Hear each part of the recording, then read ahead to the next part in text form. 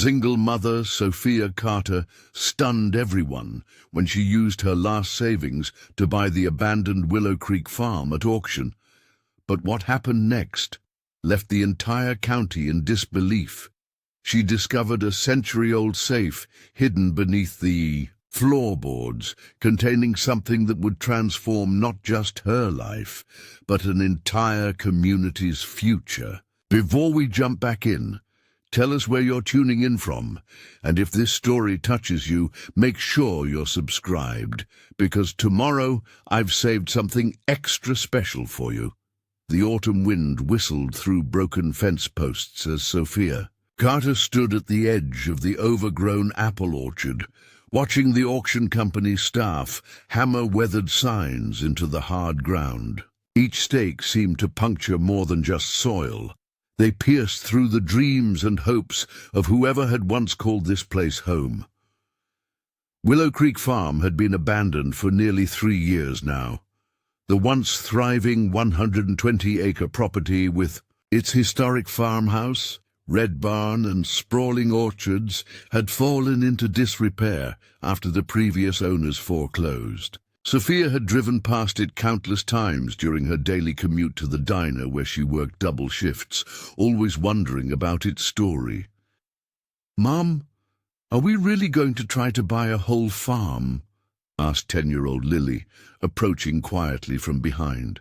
Her voice sounded small against the vast, neglected landscape, the question hanging in the crisp air like the apples that had fallen and rotted on the ground. Sophia tucked a strand of her chestnut hair behind her ear and put her arm around her daughter's shoulders, unable to find the right words. Her son, Ethan, 14, joined them, his expression a mixture of skepticism and barely concealed excitement. "I made hot chocolate," Ethan said, offering them each a thermos cup. A simple gesture trying to normalize what was, by any measure, an outlandish plan. "Ms. Peterson from the bank called again," he continued after a moment. "She says they're still processing your loan application, but it doesn't look promising. She mentioned your credit score." Sophia nodded, her throat tight. 6 years as a single mother after her husband Tom's sudden death had left her financially vulnerable. Between medical bills, the cost of raising 2 children, and her modest income as a waitress, her credit had taken hit after hit. The $32,000 she had managed to save from Tom's life insurance was all she had left to build a new future. "We've looked at 12 properties," Sophia said, her eyes scanning the dilapidated farmhouse. "This is the only one remotely within our reach, and even then, the auctioneer expected the starting bid to be around $85,000, a testament to how far the once grand property had fallen.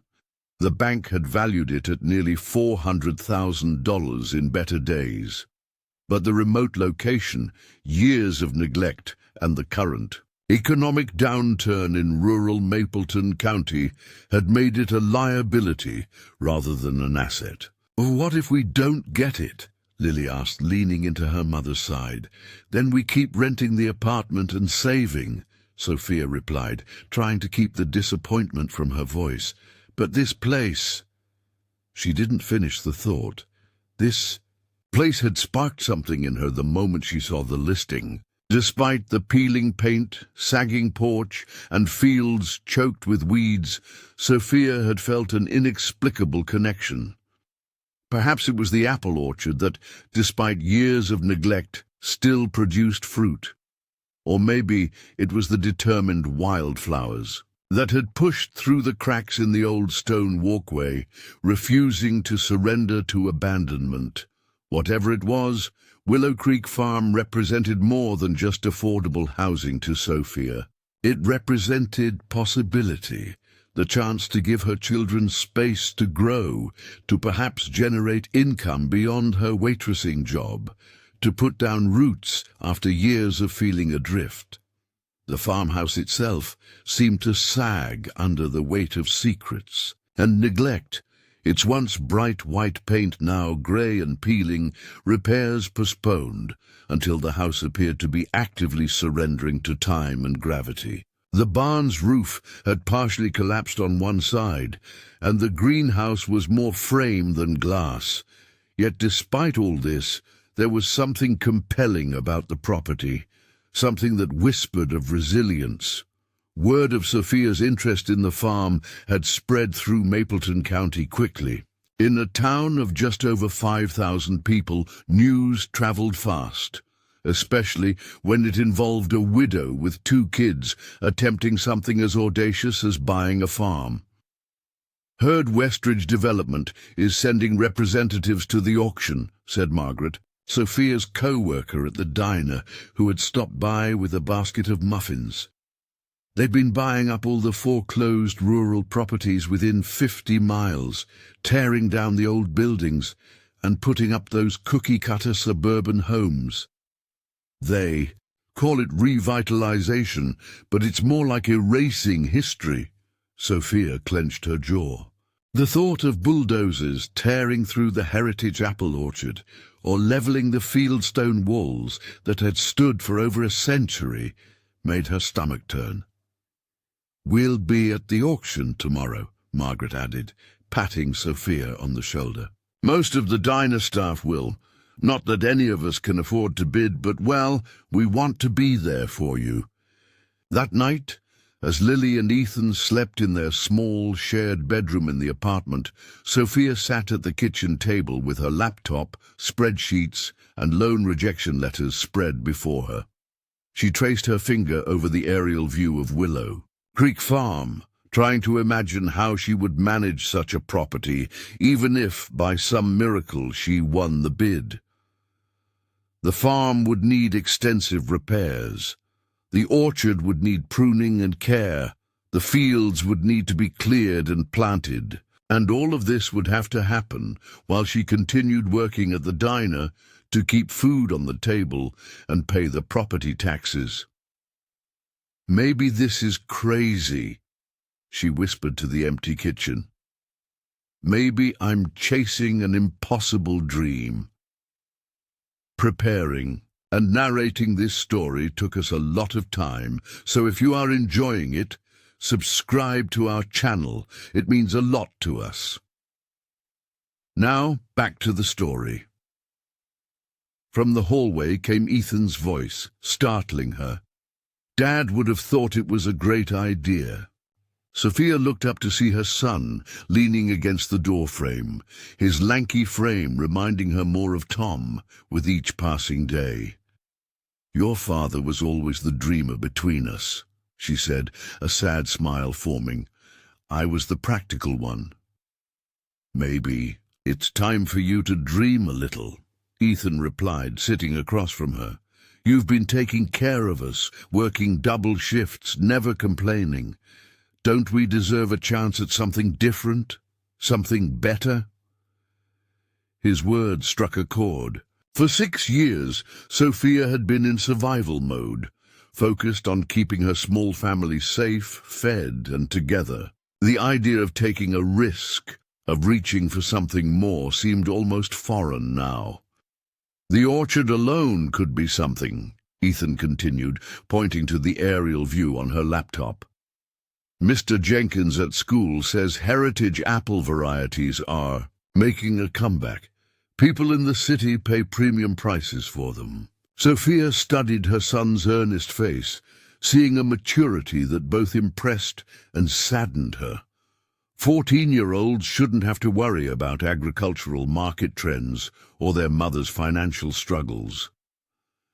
"When did you get so grown up?" she asked softly. Ethan shrugged.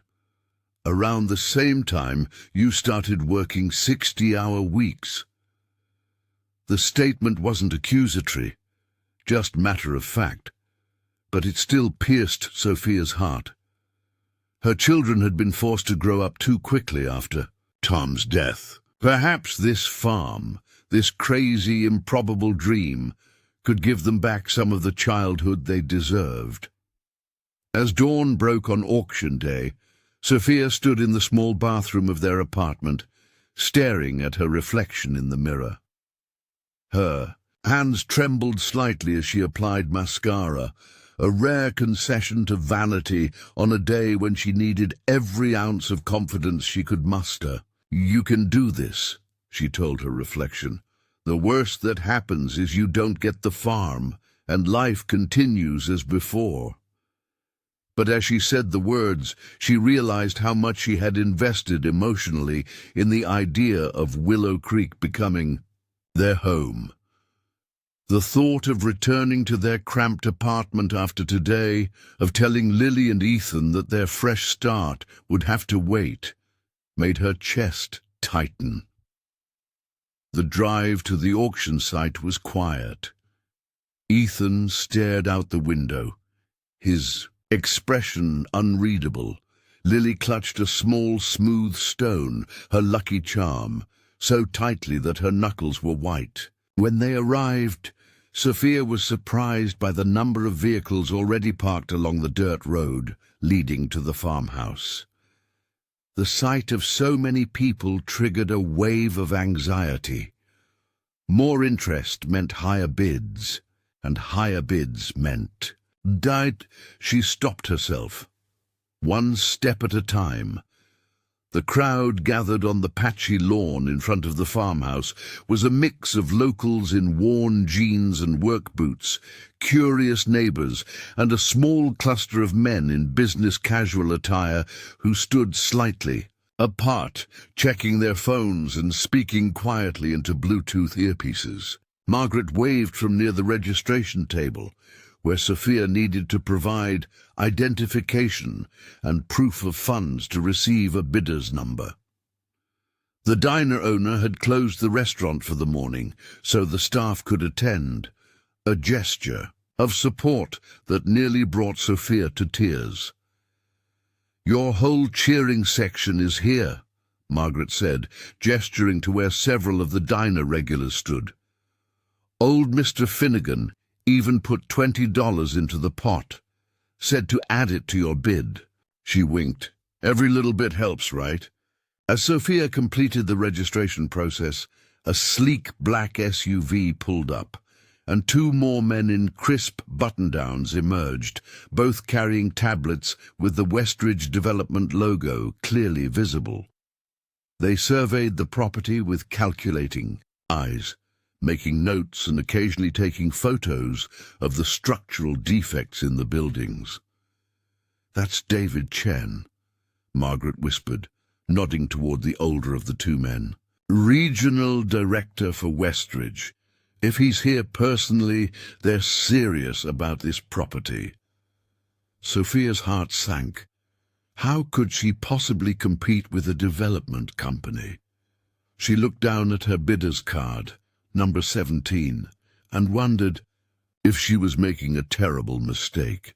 At precisely 10 a.m., the auctioneer, a portly man with a booming voice, called everyone to attention. The crowd quieted as he outlined the terms of the sale: cash or pre-approved financing, 10% deposit due immediately, closing within 30 days, and the property sold as is, with no warranties expressed or implied. "Ladies and gentlemen, we're here today for the public auction of the property known as Willow Creek Farm, 120 acres, with farmhouse, barn, outbuildings, and established orchard. Due to foreclosure proceedings, bidding will start at $85,000. Sophia closed her eyes briefly, centering herself. This was it. Her savings of $32,000 wouldn't be enough for the full purchase, but combined with the small personal loan she had secured from Mapleton Credit Union, she could bid up to $110,000. Beyond that, she had no options. $85,000, do I have $85,000? Sophia raised her bidder's card, her hand steady, despite the adrenaline coursing through her. She was aware of Ethan and Lily standing close on either side of her, their presence both a comfort and a reminder of what was at stake. "I have $85,000 from bidder number 17. Do I hear $90,000? Almost immediately, David Chen from Westridge raised his card. $90,000. $90,000 from bidder number 23. Do I hear $95,000? Sophia raised her card again. The next few minutes passed in a blur of rising numbers. $95,000, $100,000, $105,000. Each time Sophia bid, Chen counted smoothly, without hesitation or emotion, as if they were bidding on a used car rather than what Sophia hoped would be her family's future.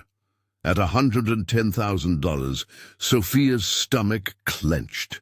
She was at her absolute limit. When Chen bid $115,000, she kept her card lowered, her chest tight with disappointment. $115,000 from bidder number 23, going once. Lily looked up at her, eyes welling with tears. "Mom, I'm sorry, sweetheart," Sophia whispered. "We can't go any higher." "Going twice." The auctioneer's gavel hovered in the air. Sophia felt a peculiar numbness spreading through her body, a defense mechanism against the crushing disappointment. $120,000. The voice came from behind them, clear and firm. The crowd turned to see who had spoken. A woman in her 60s with silver hair and practical clothes raised her bidder's card, number 8. David Chen looked momentarily surprised before recovering and raising his own card. $125,000. $130,000, the silver-haired woman countered without hesitation. A murmur ran through the crowd. The property, in its current condition, wasn't worth much more than $100,000 according to most local assessments. The bidding was now entering territory that defied conventional economic sense. As Chen consulted briefly with his colleague, Sophia studied the woman who had entered the bidding so unexpectedly. There was something familiar about her, though. Sophia couldn't place where she might have seen her before. $135,000, Chen said, his voice slightly less confident than before. $150,000, the woman responded immediately. A collective gasp rose from the crowd. Chen spoke urgently into his Bluetooth earpiece, his expression growing increasingly frustrated. Finally, he shook his head at the auctioneer. $150,000 going once. Going twice. The auctioneer scanned the crowd for any additional bids. Finding none, he brought down his gavel with a sharp crack. Sold to bidder number 8 for $150,000. The tension drained from Sophia's body, leaving behind a hollow ache. She had allowed herself to hope, to dream, and now she needed to face reality again. She put on a brave smile for her children.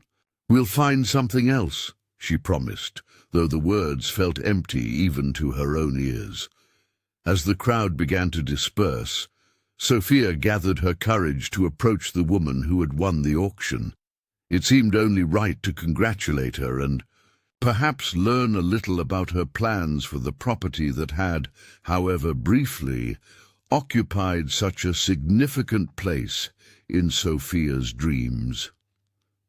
"Excuse me," Sophia said as she approached. "I just wanted to say congratulations on your purchase." The silver-haired woman turned, studying Sophia with bright, intelligent eyes. "Thank you. You're Sophia Carter, aren't you? Waitress at Margaret's Diner, 2 children, interested in heritage apple cultivation." Sophia blinked in surprise.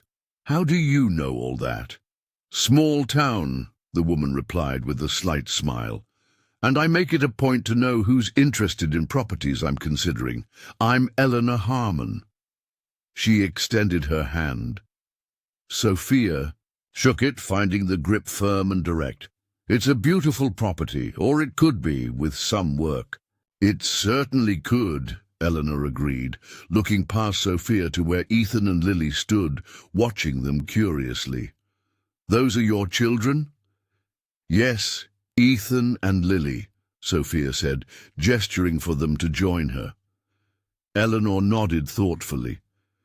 "Tell me, Miss Carter, why were you interested in Willow Creek Farm? It's hardly an obvious choice for a single mother working at a diner." The question might have seemed intrusive from someone else, but Eleanor's tone held genuine curiosity rather than judgment. "It's hard to explain," Sophia admitted. "From the first time I saw it, I felt a connection. The orchard, especially. My grandfather was an orchardist in Michigan, and some of my happiest childhood memories are of helping him during harvest season." She hesitated before adding, "And honestly, it was one of the few properties remotely within my price range. At least I thought it was." Eleanor's expression softened slightly. "And what would you have done with 120 acres and a farm that needs significant rehabilitation?" "We had plans," Ethan interjected, stepping forward. "Mom's researched heritage apple varieties that would grow well here. We were going to restore the orchard first, then convert part of the barn into a small cidery. Eventually, maybe open a farm stand or pick your own operation." Sophia glanced at her son in surprise. They had discussed these possibilities, but she hadn't realized how much thought he had put into them.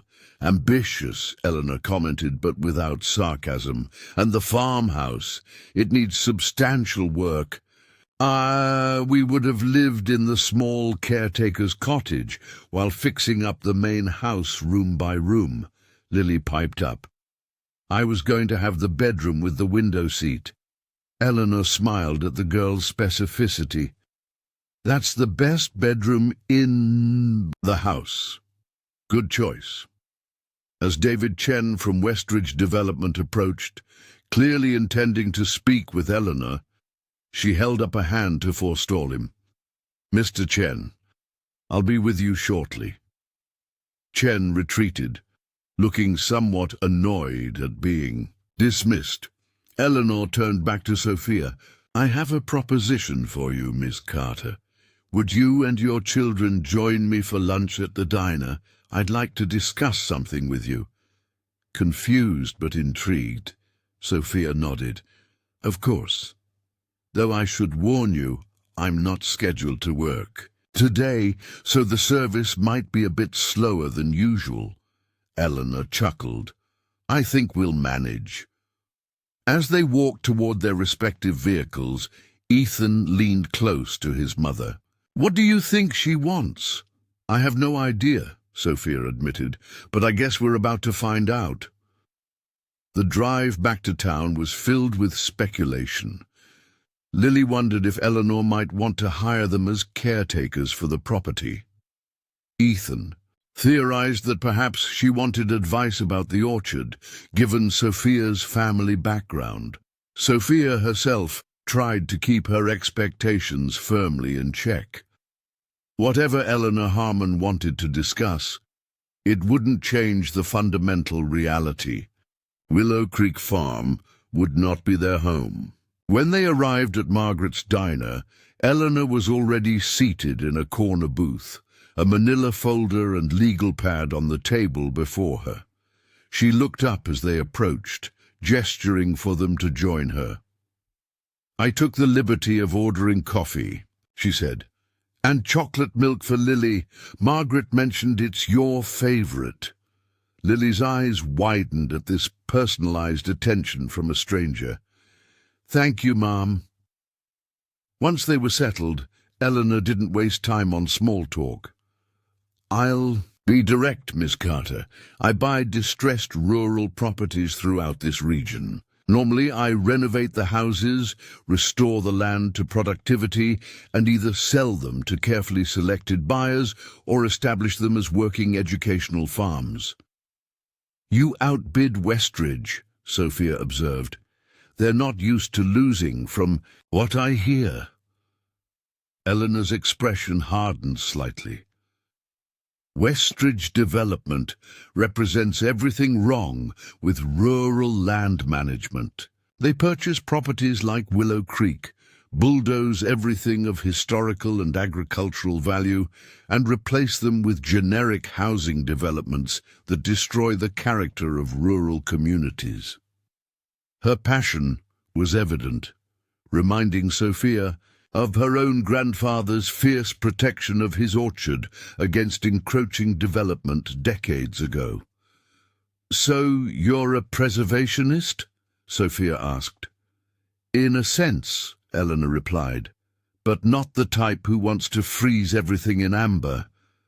I believe in adaptive reuse, in helping rural properties remain economically viable while preserving their essential character." She paused. "Which brings me to why I wanted to speak with you." She opened the manila folder and slid a document across the table. "This is a proposal for a rather unconventional arrangement regarding Willow Creek Farm. I'd like you to read it carefully." Sophia stared at the document Eleanor had placed before her, a mixture of confusion and wariness taking hold. Her fingers trembled slightly as she reached for it, unsure what to expect. This was turning into the strangest day of her life, first losing the auction for what she'd hoped would be her family's home, and now sitting across from the mysterious winner who seemed to know an unusual amount about her. "Take your time," Eleanor said, signaling to the waitress for more coffee. The proposal was typed on formal letterhead, Harmon Rural Preservation Trust. And as Sophia began reading, her confusion only deepened. Eleanor Harmon wasn't simply proposing to sell her the farm.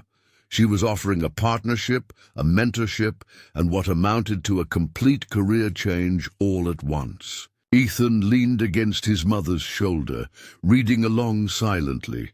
Lily fidgeted with her straw wrapper, too young to understand the legal language, but sensing the importance of the moment nonetheless. "I don't understand," Sophia finally said, looking up from the document.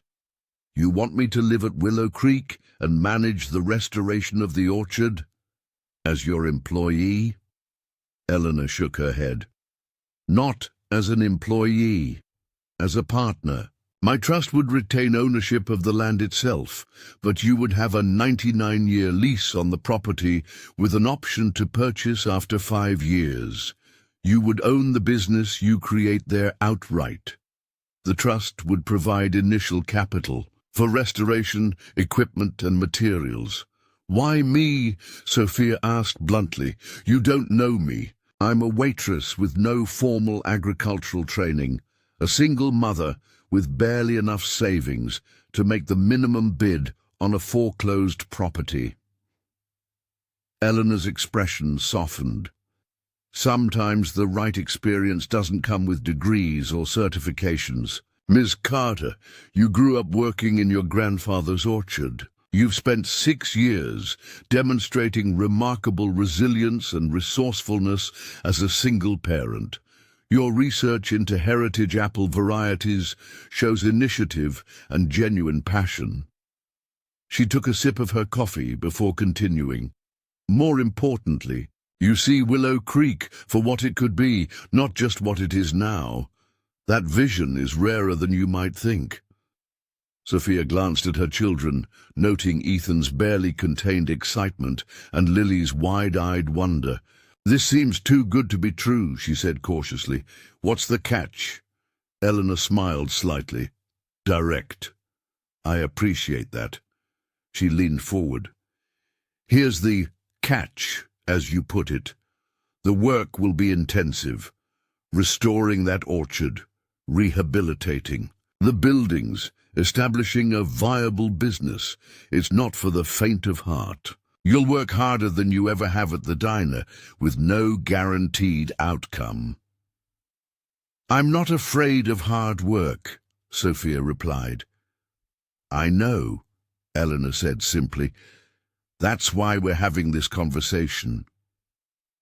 Before Sophia could respond, the diner's door swung open, and David Chen from Westridge Development entered, scanning the room until his gaze landed on their table. His expression tightened as he approached. Ms. Harmon, he said, without acknowledging the others, I'd like to discuss the Willow Creek property. Westridge is prepared to make you a generous offer, $200,000 cash, immediate closing. Eleanor didn't even look up. The property is not for sale, Mr. Chen, as I believe I made clear at the auction. Chen's professional demeanor slipped, slightly. You're making a mistake. That property is strategically located for our Valley View Estates development. The projected return on... Mr. Chen, Eleanor interrupted, finally looking at him. I'm having lunch and a private business discussion. Your offer is declined. The amount is irrelevant. The developer's face flushed. You can't seriously intend to restore that derelict property. The rehabilitation costs alone would be none of your concern, Eleanor finished for him. Good day, Mr. Chen. For a moment it seemed Chen might argue further, but something in Eleanor's steady gaze made him reconsider. With a tight nod, he turned and left, the bell above the diner door jangling with his abrupt exit. He'll be back, Eleanor commented, returning her attention to Sophia. Westridge has purchased 6 properties in this county in the past year. They're piecing together land for a massive development. Luxury homes, boutique hotel, golf course. Willow Creek's water rights and location make it particularly valuable to them. Sophia looked down at the proposal again. And stopping them is part of why you're doing this. One of many reasons, Eleanor acknowledged, but not the primary one. My interest is in preserving agricultural heritage and creating sustainable rural businesses. Countering irresponsible development is a happy side effect. The waitress arrived with their lunch, club sandwiches for the adults, grilled cheese for Lily, and a burger for Ethan. As they ate, Eleanor outlined more details of her proposal. The trust would provide $175,000 for restoration and business development over 3 years. Sophia would need to submit quarterly reports and adhere to certain preservation and sustainability guidelines. She would retain creative control over the business direction as long as it's centered on the orchard's heritage varieties. The cottage is habitable now, Eleanor added. It needs cosmetic work, but the systems are sound. You could move in within 2 weeks. Ethan could barely contain himself. Mom, this is exactly what we wanted. It's perfect. Slow down, Sophia cautioned, though she felt the same excitement bubbling up inside her. There's a lot to consider. Such as, Eleanor prompted. For starters, my job. I can't just quit the diner and hope the orchard produces income immediately. The funding includes a modest living stipend for the first year, Eleanor pointed out. After that, the business should begin generating revenue, especially if you implement the farm-to-table component with local restaurants. Sophia tapped the paper with her finger. This mentions converting the old dairy barn into an event space. That's a massive undertaking. Phased over 3 years, Eleanor countered, starting with the cidery and the small barn, then farm stand, then event space as the business grows. She studied Sophia's expression. You're looking for problems, Ms. Carter. That's not necessarily bad. It shows you're taking this seriously. But sometimes an opportunity comes along that defies conventional caution. Lily, who had been quiet until now, looked up from her grilled cheese. "Mom, remember what Dad always said? Life's biggest regrets are the chances we don't take." Sophia felt her breath catch.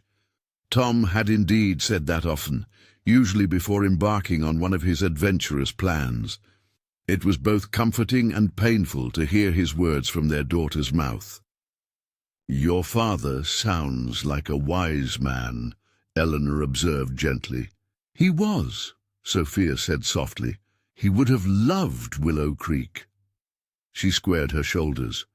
"I need to think about this. It's not just my decision. It affects all of us." "Of course," Eleanor said, sliding a business card across the table. "Take the weekend, look over the proposal carefully, visit the property again. I've instructed the caretaker to give you full access. Call me on Monday with your decision." As Eleanor prepared to leave, she hesitated. "One more thing, Ms. Carter. While the business components of this arrangement are important, they're not why I chose you for this opportunity." "Why did you then?" Sophia asked. "Because when you looked at that rundown farm, you didn't see problems. You saw possibilities. That kind of vision can't be taught." With that, Eleanor left, the bell above the door chiming softly behind her. The weekend passed in a blur of research, discussions, and 2 more visits to Willow Creek Farm. Sophia brought a contractor friend to assess the cottage and main house. She called the Agricultural Extension Office to discuss the orchard's potential. She created spreadsheets, budgets, and business projections until her eyes burned from staring at her laptop screen. On their Sunday visit, as Ethan and Lily explored the property, Sophia found herself drawn to the main farmhouse again. Despite its dilapidated condition, there was something compelling about the old structure. Hand-hewn beams, wide plank floors, worn smooth by generations of footsteps, built-in cabinets crafted by someone who clearly took pride in their work. In what had once been the living room, Sophia noticed something odd, a slight difference in the wood pattern of the floorboards near the massive stone fireplace. Kneeling, she ran her fingers along the seam where the patterns changed. "Find something interesting?" came a voice from the doorway. It was Ray Hoffman, the caretaker Eleanor had mentioned. "Maybe," Sophia said, looking up. "The floor pattern changes here. Was there a repair at some point?" Ray, a weathered man in his 70s, crossed the room and knelt beside her with surprising agility. "Good eye, that's not a repair, though. It's a hidden compartment." "A what?" Ray grinned, pressing firmly on one edge of the irregular floorboard. To Sophia's astonishment, the opposite edge rose slightly. Ray gripped it and lifted, revealing a shallow space beneath. "Empty now," he said. But according to local legend, old Joseph Willow, who built this place back in 1886, used to hide valuables here during uncertain times. Man distrusted banks, apparently with good reason. He kept his money here through the panic of 1893, while 3 local banks failed. Sophia peered into the empty space, oddly moved by this connection to the farm's original owner. "That's fascinating. This whole property is full of history like that," Ray said, replacing the floorboard. "Shame to see it sitting empty so long. Even bigger shame if those developers got hold of it." He fixed Sophia with a knowing look. "Ms. Harmon mentioned you might be taking it on. That true?" "I'm still deciding," Sophia admitted. Ray nodded. "Well, for what it's worth, this old place has been waiting for someone who sees its value, not just the land or buildings, but its story." He gestured around the room. "History like this deserves a future, don't you think?" His words stayed with Sophia as they finished touring the property. On the drive home, Lily fell asleep in the back seat while Ethan stared thoughtfully out the window at the passing landscape. "You're going to say yes, aren't you?" he asked suddenly. Sophia glanced at him. "What makes you think that?" "The way you look at the place. Same way you used to look at those old photos of Grandpa's orchard.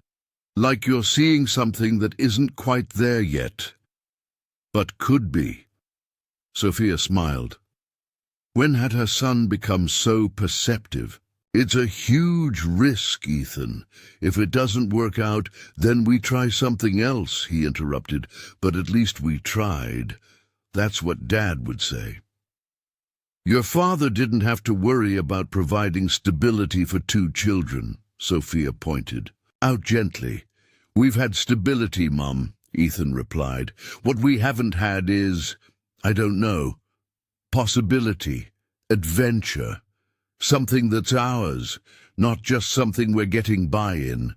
His words echoed in Sophia's mind as she lay awake that night, weighing options, calculating risks, and trying to quiet the persistent voice of doubt that had been her companion since Tom's death. By morning, she had made her decision. Monday dawned clear and crisp, the kind of autumn day that showcased Mapleton County's rolling hills and vibrant foliage to perfection. Sophia dropped the children at school with promises to update them immediately after her meeting with Eleanor, then drove to the address on the business card, a converted mill building on the edge of town that housed the offices of the Harmon Rural Preservation Trust. Eleanor was waiting in a simply furnished office overlooking the mill pond. Large maps covered one wall, with colored pins marking various properties throughout the region. Architectural drawings and farm plans were tacked to another wall. It wasn't what Sophia had expected from someone wealthy enough to outbid a development company without hesitation.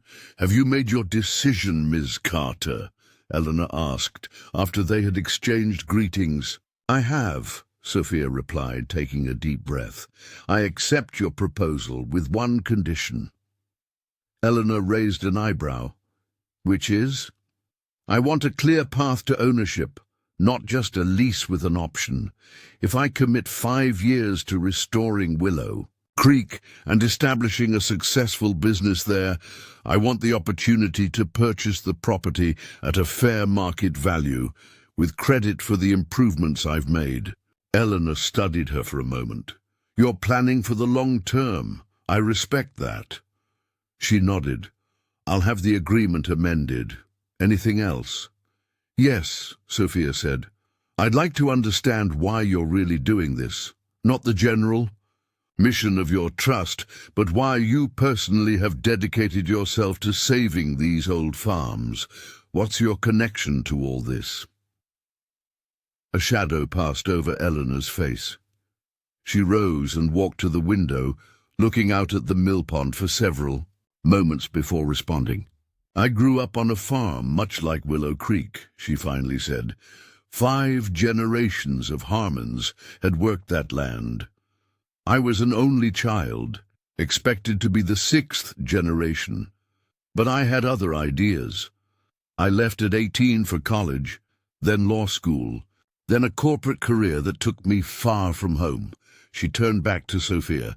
My parents continued running the farm, adapting as best they could to changing markets and economic pressures. When my father died, my mother struggled to keep it going alone. She asked me to come home, to help, to consider taking over. I was too busy with my career, too important in my own mind to step away. Eleanor's voice remained steady, but Sophia could hear the pain beneath the controlled exterior. 3 years later, the farm was foreclosed on. A development company much like Westridge purchased it at auction. They bulldozed the house I grew up in, the barn my great-grandfather built, the orchard where I climbed trees as a child. by the time I returned home. There was nothing left but street signs named after farm features that no longer existed. Orchard Lane, Harmon Ridge Drive. She sat back down, her composure restored. I was too late to save my family's heritage, but not too late to help preserve others. I made a great deal of money in corporate law, Ms. Carter. Now I use that money to right what I see as a profound wrong, the systematic erasure of rural agricultural heritage in the name of progress that serves very few at the expense of many. Sophia nodded, understanding now the passion that drove the older woman. Thank you for telling me. The past can't be changed, Eleanor said, but the future is still unwritten. Willow Creek Farm has stood empty for 3 years. In another 3. It could be a thriving business and a home for your family. That transformation, that's what drives me now. By the time Sophia left Eleanor's office, the amended agreement in hand, she felt a strange mixture of excitement and terror. She had just committed to a complete life change, exchanging the security of her waitressing job for the uncertain prospects of rehabilitating a historical farm. As she drove to the school to pick up her children and share the news, doubt began to creep in again. Was she being reckless, naive? Was she risking her children's stability on a romantic notion? Ethan and Lily's excitement when she told them the news temporarily pushed those worries aside. Their enthusiasm was contagious, their immediate dive into planning.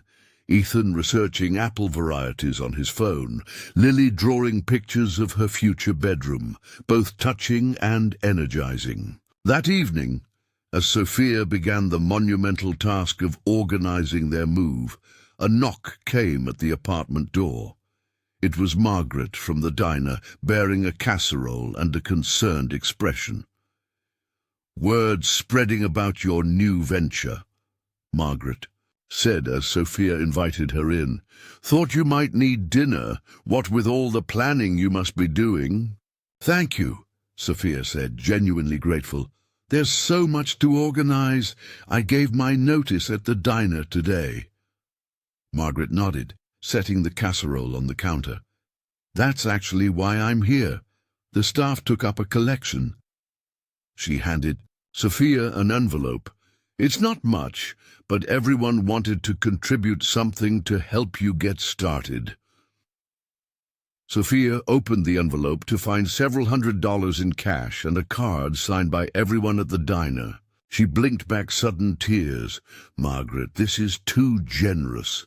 "Nonsense," Margaret replied briskly, though her own eyes looked suspiciously moist. "You're taking on something important, not just for yourself, but for the whole county. That development company would have changed everything about this area, and not for the better." She looked around the small apartment. "Need help packing?" The offer of help opened a floodgate. Over the next week, as news of Sophia's partnership with the Harmon Trust spread through Mapleton County, people appeared at the apartment offering assistance, advice, and encouragement. Old Mr. Finnegan, who had farmed all his life before retiring, brought boxes of books on orchard management. The high school agriculture teacher offered to bring students to help clear overgrown areas of the property as a class project. 3 local carpenters volunteered a weekend to help make the cottage properly habitable before winter set in. "I don't understand," Sophia said to Margaret as they sorted through kitchen items, deciding what to pack first. "Why is everyone being so helpful? I barely know some of these people." Margaret looked up from wrapping plates in newspaper. "You're doing something that gives people hope, Sophia. This county has been watching family farms disappear one by one for years, replaced by developments that change the character of the place we love. You're pushing back against that tide, saying, 'This piece of our heritage matters.' That resonates with folks. 2 weeks after accepting Eleanor's proposal, Sophia stood in the small caretaker's cottage at Willow Creek Farm, surrounded by boxes and the mismatched furniture they had brought from the apartment. The place was modest, 2 bedrooms, a living area, kitchen and bathroom, but the volunteer carpenters had worked wonders. Walls had been repaired and painted, leaky plumbing fixed, new energy-efficient windows installed. It was far from luxurious, but it was clean, sound, and now somehow theirs. Through the kitchen window, Sophia could see Ethan in the nearest section of the orchard, carefully pruning dead branches under Ray Hoffman's guidance. Lily was in what had once been a kitchen garden, now overgrown but clearly salvageable, marking out rows with string and stakes for spring planting. A sense of both peace and purpose settled over Sophia. There would be challenges ahead, enormous ones, but for the first time in years she was moving towards something rather than simply surviving. The sound of tires on gravel drew her attention. Eleanor's car was coming up the drive. Unusual, since they had just met 2 days ago to finalize paperwork. Curious, Sophia stepped onto the small porch as Eleanor parked and emerged with a large rolled document under her arm. "I hope I'm not interrupting your settling in," Eleanor called in greeting. "Not at all," Sophia replied. "We're just getting organized. Would you like coffee? I managed to find the coffee maker in one of these boxes." "Perhaps later," Eleanor said, approaching the porch. "I've brought something I thought might interest you." She extended the rolled document. "The original plans for the farm, dated 1886. I found them in the county archives." Sophia accepted the roll with surprised delight. "That's incredible. Thank you." She carefully unfurled the edge, revealing detailed hand-drawn plans of the main house, barn, and outbuildings. "These will be invaluable for the restoration." "Look at the section on the main house," Eleanor suggested. "Page 3, I believe." Sophia gently separated the pages until she found the one Eleanor indicated. Detailed floor plans of the farmhouse. Her eyes widened as she spotted what Eleanor must have noticed. Clearly marked in the foundation plans was a large rectangular space labeled "Storage Vault." "Is this what I think it is?" Sophia asked, her pulse quickening. Eleanor smiled. "According to the county historian, Joseph Willow installed a proper safe in the cellar when he built the house. Ray mentioned you found the small floor compartment, but this is something more substantial. The historian believes it may never have been discovered during later renovations, as it was concealed behind a false wall in the cellar." "A hidden safe," Sophia breathed, excitement bubbling up. That's straight out of a treasure hunt novel." "Indeed," Eleanor agreed. "And since you're now the caretaker of the property with full rights to any historical artifacts discovered during restoration, I thought you might want to investigate." The possibility of a hidden safe from the 1880s, potentially undiscovered for generations, sent Sophia's mind racing with questions. What might be inside? Documents, coins, family heirlooms, or perhaps nothing at all? Emptied long ago or never, used in the first place. Either way, it was a tangible connection to the farm's origins, a mystery waiting to be solved. "Mom!" Lily called, racing toward the house with the boundless energy of a 10-year-old.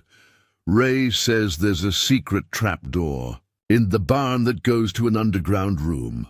Can we look at it, please?" Sophia laughed. "Apparently Willow Creek has more secrets than we realized." "Old farms often do," Eleanor said. "Each generation leaves its mark, sometimes hidden, waiting for someone who cares enough to discover it. She glanced at her watch. I should let you get back to settling in. I just wanted to deliver those plans personally. As Eleanor prepared to leave, Sophia impulsively reached out and touched her arm. Thank you. Not just for the plans, but for everything. For believing in me when I barely believed in myself. Eleanor's customary reserve softened. You remind me of myself at your age, Ms. Carter, before I made the mistake of walking away from my roots. Perhaps that's part of why I chose you, for this project, a chance to see a different path taken. After Eleanor departed, Sophia carefully re-rolled the plans and set them aside for proper examination later. Through the window, she could see Ethan and Lily now huddled with Ray near the barn, clearly excited about the prospect of hidden rooms and secret passages. The road ahead would be difficult. The orchard would need years of work before reaching full production. The buildings required extensive restoration. A business would need to be built from the ground up. But standing in this small cottage, watching her children embrace their new home with such enthusiasm, Sophia felt something she hadn't experienced since before Tom's death. The quiet confidence that came with finding exactly where you were meant to be. And somewhere beneath the floorboards of the old farmhouse, a century-old safe waited to be discovered, perhaps empty, perhaps holding treasures, but certainly holding stories. Tomorrow they would begin searching for it. Tonight they would unpack, make beds, and have their first dinner in their new home. Willow Creek Farm had stood for generations, witnessing the ebb and flow of rural life, seasons of bounty and hardship, families coming and going. Now it would witness something new, resurrection. Not just of buildings and orchards, but of hope, purpose, and possibility. The morning sun filtered through the trees, casting dappled light across the old farmhouse as Sophia, Ethan, and Lily stood in the damp cellar examining the stone foundation wall. According to the original plans Eleanor had provided, the hidden safe should be located behind a section of the east wall, concealed by what appeared on the drawings as a false stone panel. It should be right here, Sophia said, running her hand along the rough stonework. Unlike the rest of the cellar walls, which were irregular fieldstone, this section featured more uniformly cut blocks. The question is how to access it. Ray Hoffman, who had joined their treasure hunt with the enthusiasm of someone half his age, shone his flashlight along the seams between the stones. Joseph Willow was known for his craftsmanship. If he built a hidden compartment, it wouldn't be obvious, but it wouldn't be impossible to access either. Ethan crouched down, examining the floor where it met the wall. Look at this, he said, pointing to what appeared to be slight wear marks in the dirt floor. Something's been moved here, repeatedly. Sophia knelt beside him, brushing away decades of dust from a flat stone near the base of the wall. As the dirt cleared, a small, almost imperceptible iron ring became visible, embedded in the stone. Is that what I think it is? Lily whispered, the flashlight beam reflecting in her wide eyes. Only one way to find out, Sophia replied, grasping the ring and pulling gently. At first nothing happened, the ring seeming fused to the stone by time and dampness. Ethan joined his mother, adding his strength, and slowly the stone began to move, grating against its neighbors as it slid forward. Behind the stone was a small lever. Ray whistled low. Ingenious. Simple mechanical trigger, probably connected to a counterweight system. Should we pull it? Sophia asked, looking to Ray for guidance. "That's what levers are for," he replied with a grin. Sophia gripped the rusted iron handle and pulled. Downward. For a moment nothing happened, then came a grinding sound from within the wall. Slowly, a section of the stonework, about 3 feet square, moved inward and then slid to the side, revealing a recessed cavity. And there it was. A cast-iron safe, its once black surface now rusted and discolored, but still solid, the ornate Willow nameplate clearly visible across its front. "It's real," Sophia breathed, almost unable to believe what they were seeing. "It's actually here." "Can we open it?" Lily asked, practically bouncing with excitement. Ray shone his flashlight on the old combination dial. "That's a Champion, model from the 1880s. Good craftsmanship, but the mechanism is likely seized after all these years. Might need a locksmith." "Wait," Ethan said, studying the original house plans they had brought down with them. "Look at this notation in the margin." He pointed to faded handwriting, almost invisible in the corner of the blueprint. "It looks like numbers, 1842-7. Sophia peered at the faint notation. Could be the combination. "Worth a try," Ray said, "though don't get your hopes up. These old mechanisms can be temperamental even when regularly used, let alone after sitting untouched for who knows how long." Sophia knelt before the safe, wiping dust from the dial with her sleeve. The mechanism felt stiff, but not completely. Frozen as she carefully turned it, right to 18, left to 42, right to 7. At the final number, she tried the handle. Nothing happened. "Maybe it's not the combination after all," Ethan said, disappointment evident in his voice. "Or maybe—" Sophia tried again, this time turning the dial with more force at each number. When she reached the final position and pulled the handle, she was rewarded with a faint click, followed by the groan of long-dormant metal as the door reluctantly began to open. The hinges protested after their century of disuse, but the heavy door swung outward, revealing the safe's dark interior. Ray directed his flashlight inside, illuminating the contents. There was no pile of gold coins or glittering jewels, as Lily had secretly hoped. Instead, they found a stack of leather-bound ledgers, several bundles of yellowed papers tied with faded ribbon, a small wooden box, and a cloth sack that clinked when Ray carefully lifted it. "Nothing of significant monetary value at first glance," Ray commented, "but historically could be priceless." They carefully removed the items, bringing them upstairs to the kitchen table in the cottage, where they could examine them properly.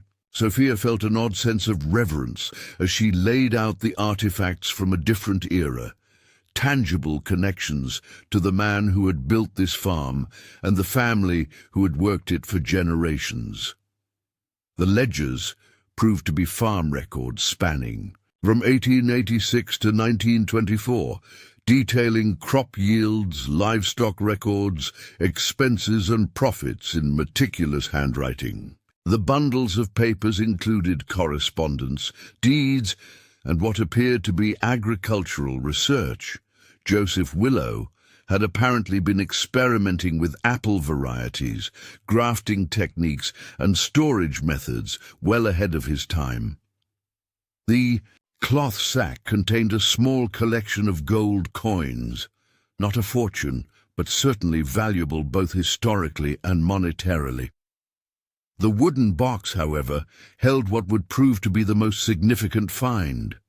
"It's a journal," Sophia said softly, as she opened the ornately carved box to reveal a leather-bound book with J. Willow embossed on the cover. "And look at this." Tucked inside the journal was an envelope addressed simply, "To the future steward of Willow Creek."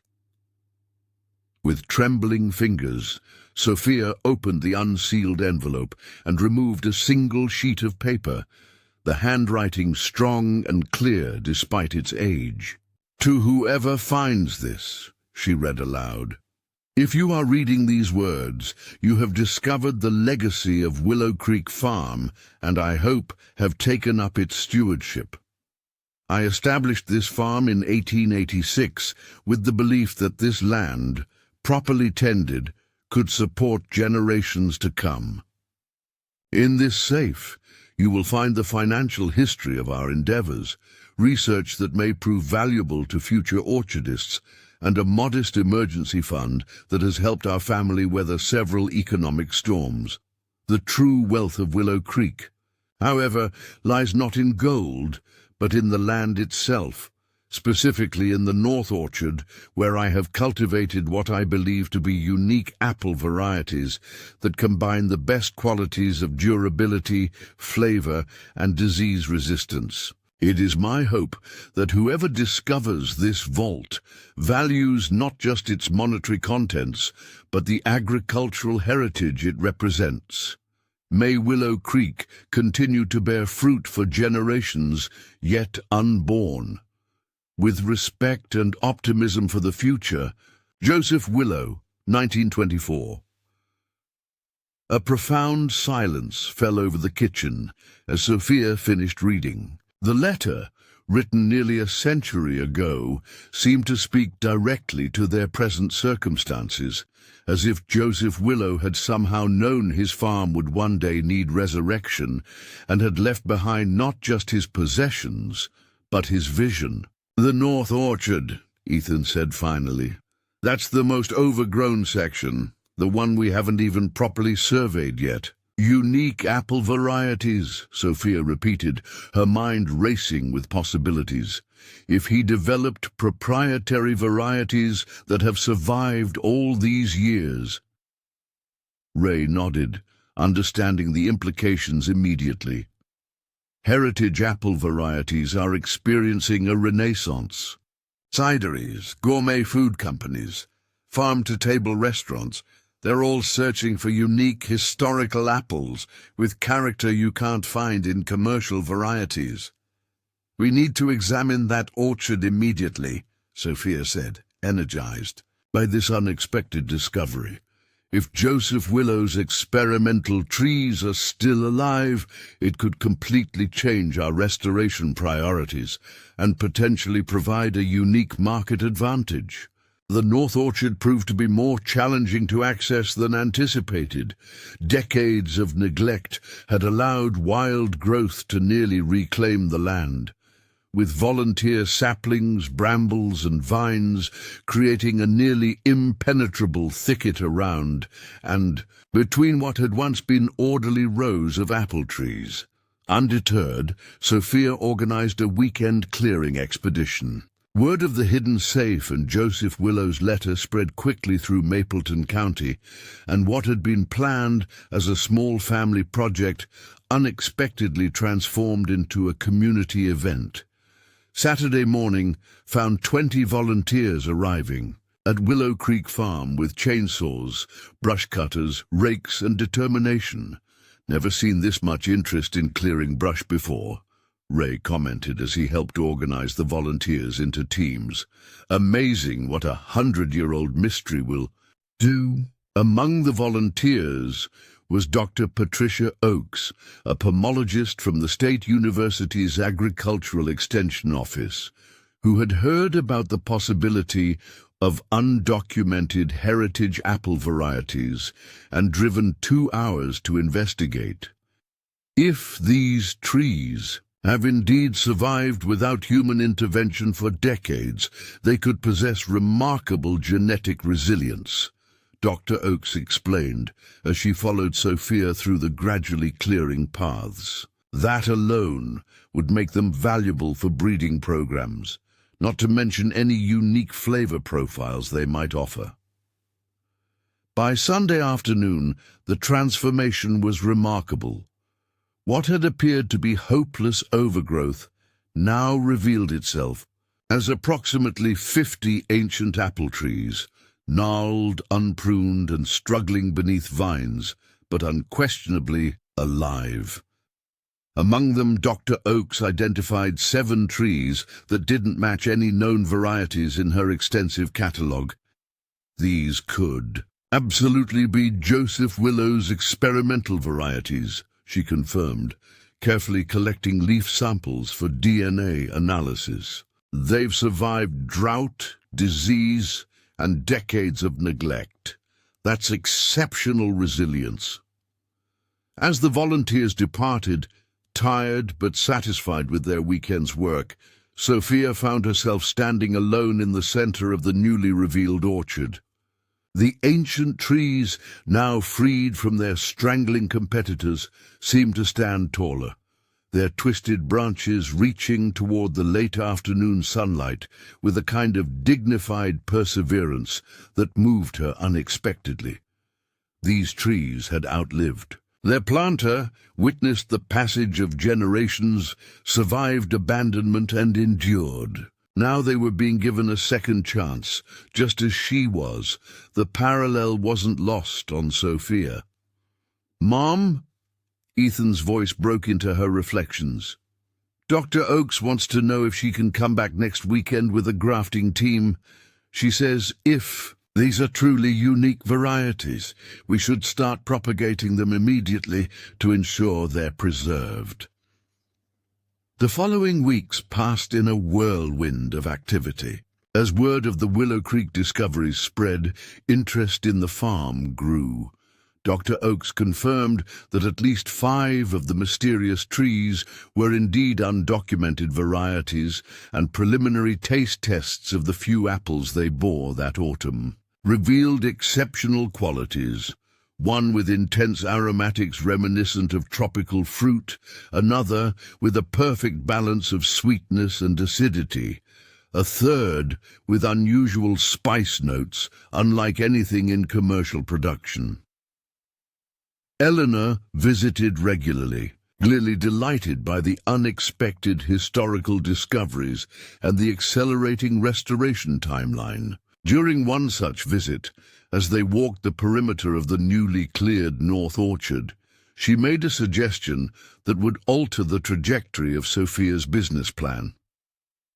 "What if," Eleanor proposed, "instead of waiting years to develop the cidery, as originally planned, we expedite it? These rediscovered willow varieties provide a unique marketing angle we hadn't anticipated. Rather than positioning you as yet another heritage apple producer, you become the exclusive source of resurrection varieties presumed lost for nearly a century." Sophia considered the idea, mentally recalculating timelines and budgets. The key small barn would need significant work to convert to a cidery. We weren't planning to tackle that until year 2 or 3. The trust could advance additional funds for that specific purpose, Eleanor offered. An opportunity this unique justifies accelerating certain aspects of the plan. That evening, after the children were asleep, Sophia sat at the kitchen table with Joseph Willow's journal, which she had been carefully reading each night. His detailed observations of daily farm life, interspersed with philosophical reflections on stewardship and legacy, had become something of a guidebook, not for agricultural techniques, which had evolved considerably since his time, but for the mindset required to approach farming as more than just a business. One entry in particular had resonated with her.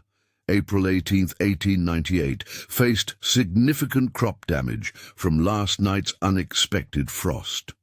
Stevens down the road lost everything, and talks of selling. I understand his despair, but cannot share his surrender. When one chooses to work with the land rather than simply on it, one must accept both abundance and adversity as part of the same covenant. It is not merely that we endure hardship, but how we respond to it that determines whether we merely occupy land or truly cultivate it. As Sophia considered Eleanor's proposal to accelerate the cidery development, she found herself applying Joseph's philosophy. The discovery of his experimental apple varieties wasn't merely good fortune. It was an opportunity that carried responsibility to preserve and share something unique that might otherwise have been lost forever. The decision crystallized. They would indeed fast-track the cidery development. The Willow Resurrection series of heritage ciders would become their flagship product, telling the story not just of apples, but of persistence, rediscovery, and renewal. By early November, the small barn's renovation was underway, with local contractors working to transform the sturdy old structure into a small batch cidery while preserving its historical character. Dr. Oakes and her team had successfully taken dozens of grafts from the unique varieties, ensuring their genetic preservation regardless of what happened to the ancient trees themselves. The first proper harvest would still be years away, but with careful management and grafting onto established rootstock, they might see limited production within 18 months. Sophia immersed herself in learning cider production, attending workshops and consulting with established craft cideries. Ethan, displaying an unexpected talent for graphic design, began developing label concepts for their future products, incorporating elements of Joseph Willow's original farm designs. Even Lily contributed, carefully pressing flowers and leaves from the farm to create illustrated cards telling the Willow Creek story, which would eventually accompany each bottle of cider sold. "People aren't just buying a drink," she explained with precocious insight. "They're buying our story." As Thanksgiving approached, their first major holiday at Willow Creek, Sophia realized how dramatically their lives had changed in just a few months. The small cottage, initially Spartan and unfamiliar, had become undeniably home.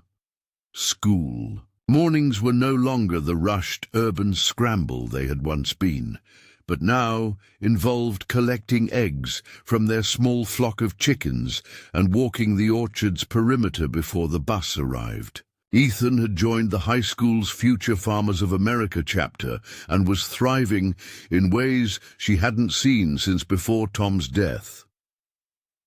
Lily had made new friends and spent hours outdoors, developing a detailed map of the property's wildlife habitats.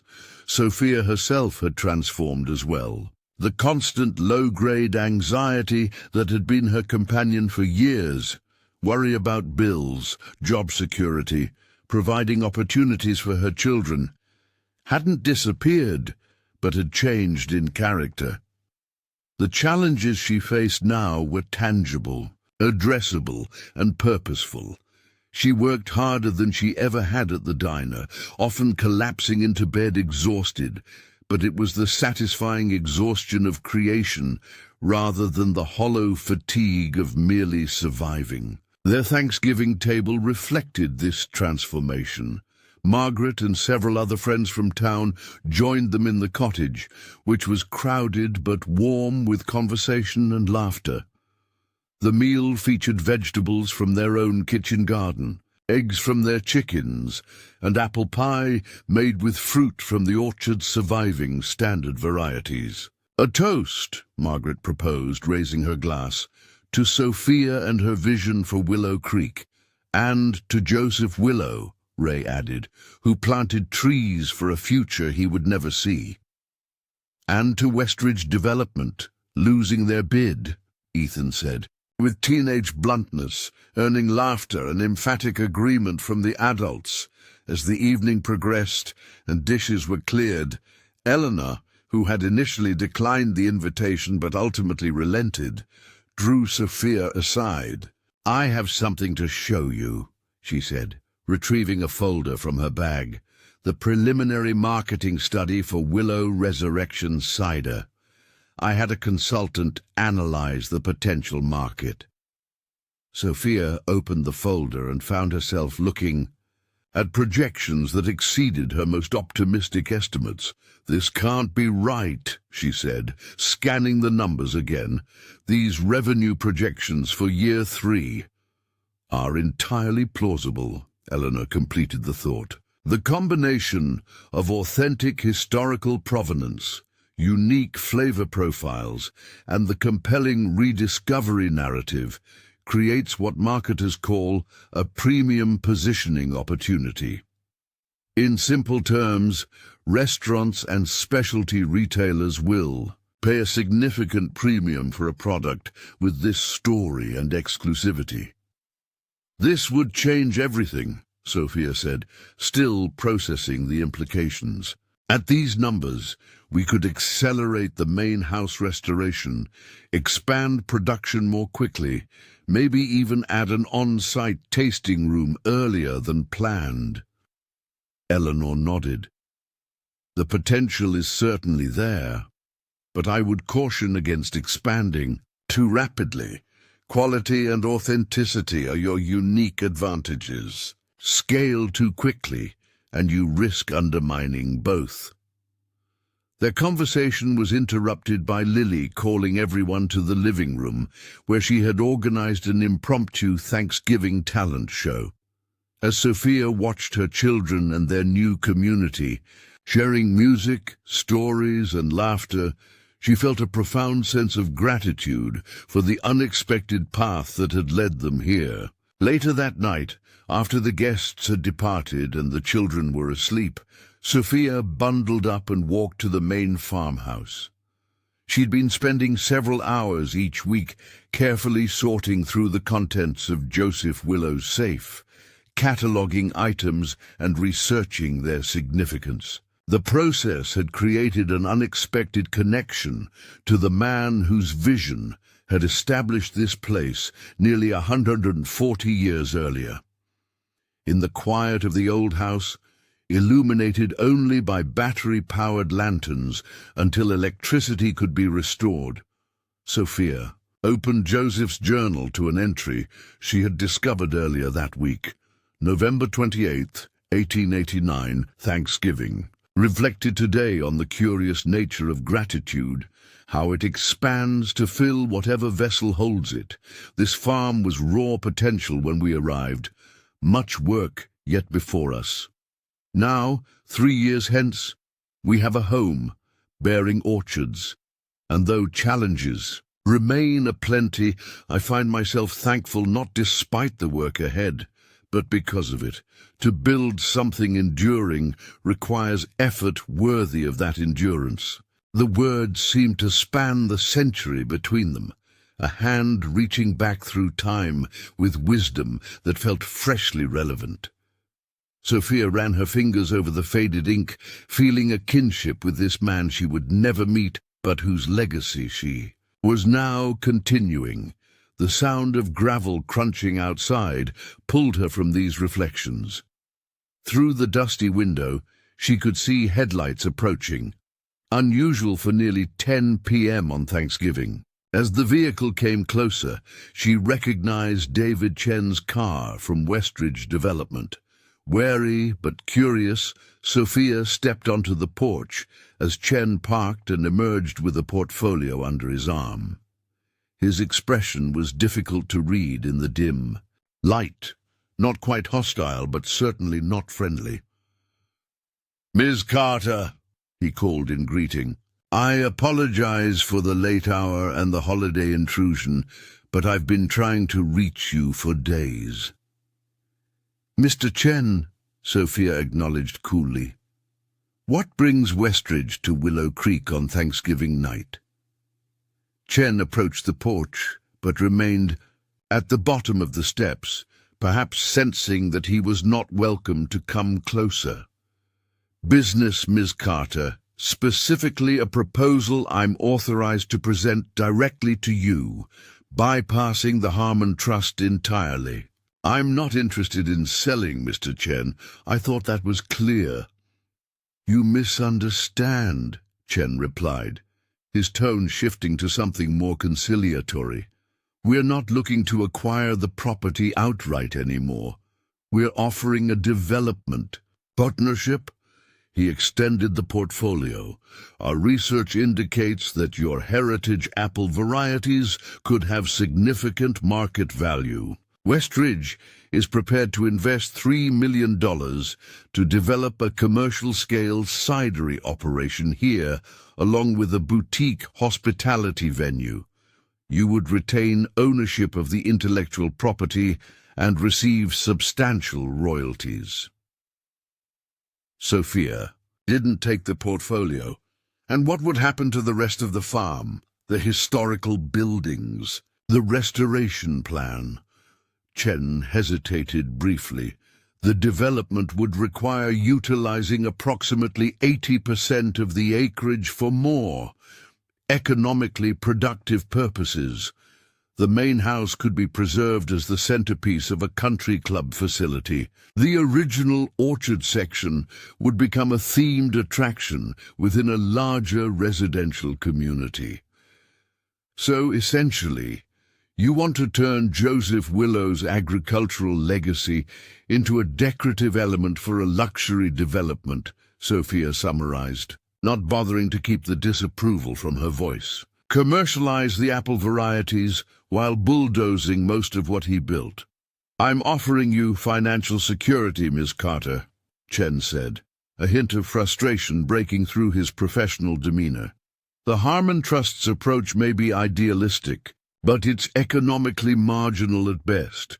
Our proposal provides guaranteed returns without the years of uncertainty and labor ahead of you. For a moment, Sophia allowed herself to imagine the path Chen was offering: immediate financial stability, professional development of the business, none of the back-breaking work and anxiety that came with building something from the ground up. It was tempting in its simplicity, its certainty. Then her eyes drifted to the worn leather journal in her hands, and Joseph Willow's words echoed in her mind. To build something enduring requires effort worthy of that endurance.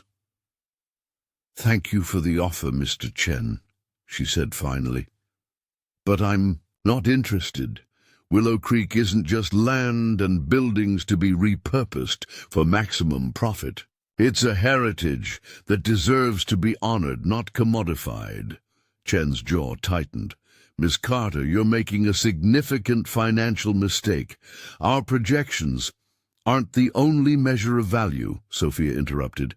"You see this place as an asset. I see it as a responsibility and an opportunity to build something meaningful. We have fundamentally different visions, Mr. Chen, and mine isn't for sale." Chen studied her for a long moment before nodding curtly. "As you wish. But should you reconsider, our offer remains open until the end of the year." He returned to his car without another word, the portfolio still under his arm. As the headlights disappeared down the drive, Sophia remained on the porch. Joseph's journal clutched to her chest. The encounter with Chen had clarified something important. Her commitment to Willow Creek wasn't just about business opportunity or even providing for her family. It had become about honoring a legacy, about stewardship in its deepest sense. She looked out over the darkened farm, imagining Joseph Willow standing in this same spot a century earlier, perhaps also pondering the future of the land he had cultivated. Their circumstances were different, separated by time and experience, but they shared a vision of this place that transcended mere ownership or profit. Tomorrow would bring more work, endless work, but tonight, in the quiet aftermath of Thanksgiving, Sophia felt a profound certainty that they were on the right path. The hidden safe hadn't contained gold or jewels, but something far more, valuable, a connection to the past that illuminated the way forward. Spring arrived at Willow Creek Farm with an explosive energy that transformed the landscape almost overnight.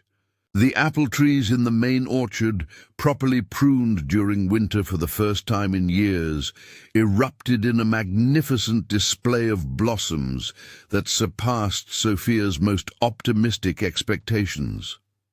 The North Orchard, home to Joseph Willow's experimental varieties, showed promising signs of revival after careful restoration work.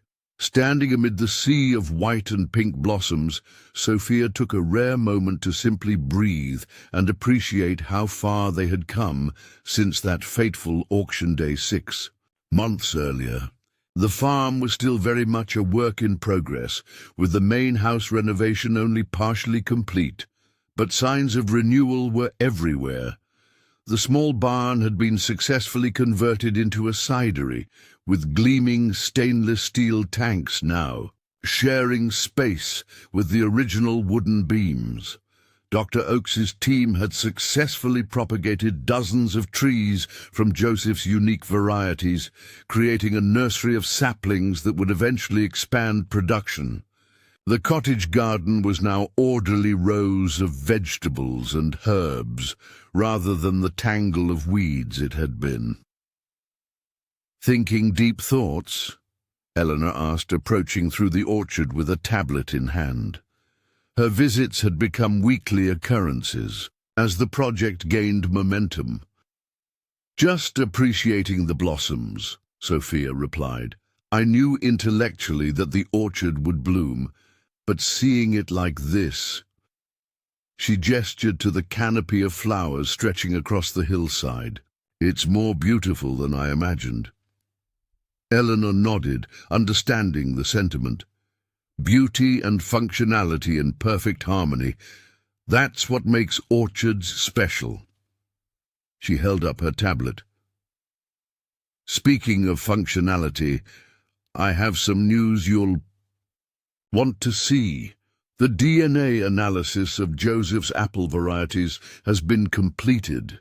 Sophia took the tablet, scrolling through the scientific report with growing excitement.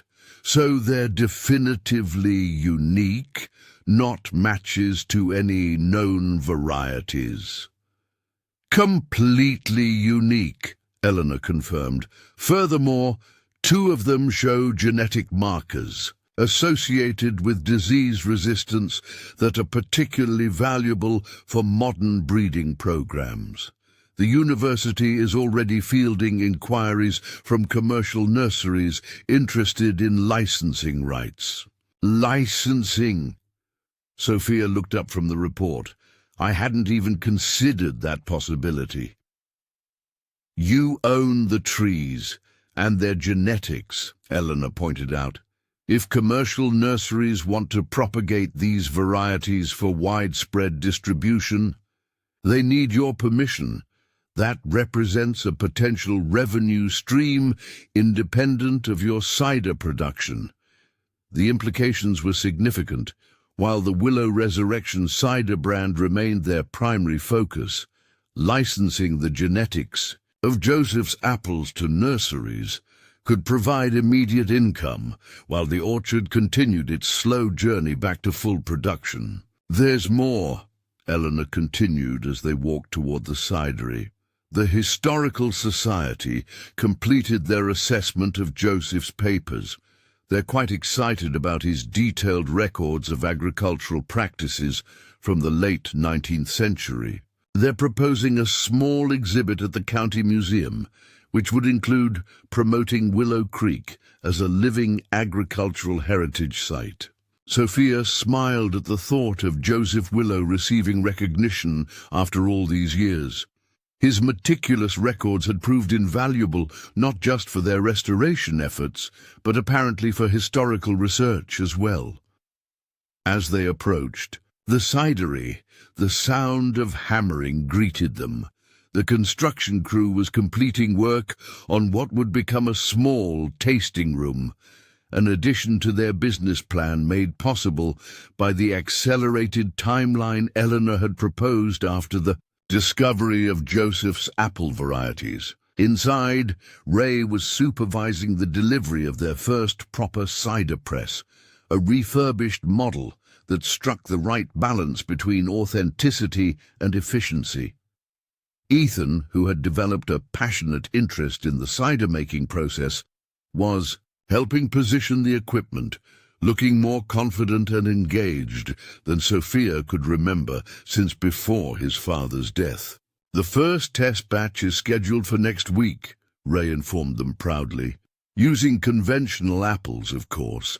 The heritage crop won't be ready for months, but it will let us calibrate the equipment and begin developing our processes." As Sophia inspected the new setup, her phone chimed with a message. It was from Margaret at the diner, and its brevity conveyed urgency. "Westridge presenting to County Commission right now. You should be here." Sophia showed the message to Eleanor, whose expression immediately darkened. "We should go," the older woman said. "Chen has been suspiciously quiet since his Thanksgiving visit."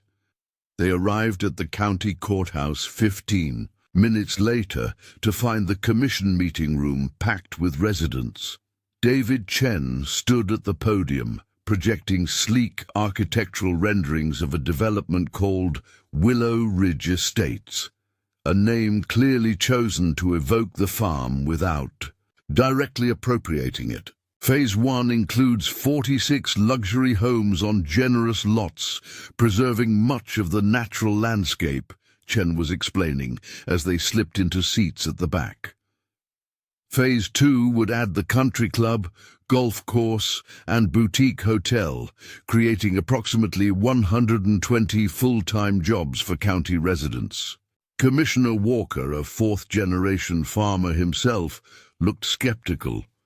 And this development would be located where exactly? These renderings showed terrain very similar to the northeast quadrant of the county. Chen nodded smoothly. "We've secured options on 6 properties in that area, totaling approximately 800 acres. We're in final negotiations for 2 additional properties that would complete the footprint we need." Sophia leaned toward Eleanor. "That's all around Willow Creek," she whispered. "They're trying to surround us." Eleanor nodded grimly. "Classic encirclement strategy. They can't get your property, so they're attempting to control everything around it." "What about water rights?" Commissioner Johnson asked. "Development of that scale would significantly impact the watershed that feeds several existing farms." "Our environmental impact study addresses those concerns," Chen replied, indicating a thick document on the commissioner's table. "We're proposing a state-of-the-art water reclamation system that would actually improve watershed health compared to current agricultural usage." From where Sophia sat, she could see several neighboring farmers exchanging concerned glances. Water in Mapleton County was a perpetually sensitive issue, with farms that had operated for generations holding historic rights that newer developments often challenged. As Chen continued his presentation, outlining tax benefits and infrastructure improvements, Eleanor scribbled calculations on a notepad. "They're moving faster than I anticipated," she murmured. "They must have been working on this plan since they lost the bid for your property." When the public comment period opened, Eleanor was the first to approach the podium. The transformation from her usually reserved demeanor to commanding public speaker was remarkable. "Commissioners, I'm Eldina Harmon of the Rural Preservation Trust," she began. "While Westridge's presentation is certainly polished, I urge you to look beyond the attractive renderings to the actual impact this development would have on Mapleton County's agricultural heritage and water ecosystem." She proceeded to systematically challenge key points of Chen's presentation, citing specific county ordinances, historical water rights precedents, and environmental protection statutes that the development would potentially violate. Her command of both legal details and local history clearly impressed the commissioners. Furthermore, she continued, the proposed development would effectively isolate Willow Creek Farm, a property currently undergoing historical restoration, as an agricultural heritage site. This appears to be a deliberate strategy to pressure the farm into eventually selling by surrounding it with incompatible land uses. Chen immediately requested an opportunity to respond, his professional composure showing cracks for the first time. Ms. Harmon's characterization is both inaccurate and unfair. Westridge has designed Willow Ridge Estates specifically to complement the rural character of the region, including preserving agricultural viewsheds. By replacing working farms with decorative landscaping, Eleanor countered. That's not preservation, it's appropriation of rural aesthetic without rural function. The debate continued for another hour, with several local farmers and business owners offering comments both for and against the development. The economic benefits, Chen promised, were appealing to many, particularly those struggling with the county's limited job opportunities. Yet concerns about water rights, traffic, and the fundamental character of the community resonated deeply with others. When Sophia finally approached the podium, she felt a moment of panic. Public speaking had never been her strength, and following Eleanor's articulate presentation seemed particularly daunting. But as she looked out at the crowd, she saw many familiar faces, people who had helped clear the orchard, who had offered advice and encouragement, who had believed in Willow Creek's potential when it was still more dream than reality. "My name is Sophia Carter," she began, her voice steadier than she'd expected. "6 months ago, I was a waitress with no connection to farming beyond childhood memories of my grandfather's orchard. Today, I'm the caretaker of Willow Creek Farm, a property that has taught me more about community, perseverance, and meaningful work than I ever imagined possible." She described discovering Joseph Willow's safe, the unique apple varieties that had survived against all odds, and the emerging business that would preserve this agricultural heritage while creating sustainable economic value. What I've learned from Joseph Willow's journal and from working this land is that true stewardship means balancing present needs with future responsibilities. The development Mr. Chen proposes offers quick economic benefits, but at what long-term cost to our water resources, agricultural capacity, and community identity? Looking directly at the commissioners, she concluded, "I'm not opposed to progress or change, but I believe progress should build upon our strengths rather than replacing them. Mapleton County's strength has always been its agricultural heritage and the people who maintain it. I ask you to consider whether Willow Ridge Estates would enhance that heritage or simply consume it." The commission ultimately took no action that day, scheduling further hearings and requesting additional environmental impact studies before making any zoning decisions. As the crowd dispersed, Sophia found herself surrounded by neighbors offering thanks for her comments and updates on their own small farms. "You did well in there," Eleanor said as they walked back to the car. "Speaking from authentic experience is powerful." The commissioners were listening. "But will it make a difference?" Sophia asked. "Westridge has resources, professional lobbyists, fancy presentations. We have—" "What? Passion and history?" "Don't underestimate those," Eleanor replied. "And don't underestimate what you've already built at Willow Creek. Chen dismisses it as economically marginal, but he's wrong. What's emerging there is precisely the kind of sustainable, heritage-based business that represents rural America's future.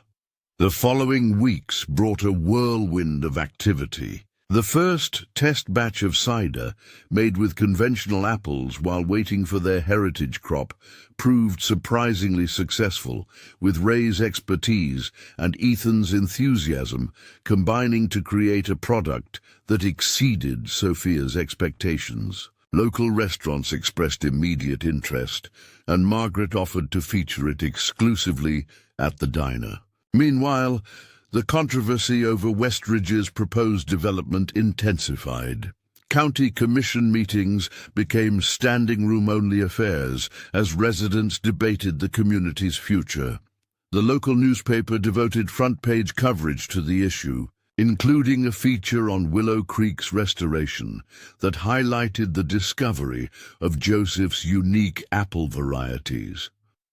Public opinion seemed increasingly divided between those who saw Westridge offering much-needed economic development and those concerned about preserving the county's agricultural character. The commission, clearly feeling pressure from both sides, delayed their decision repeatedly while requesting more information.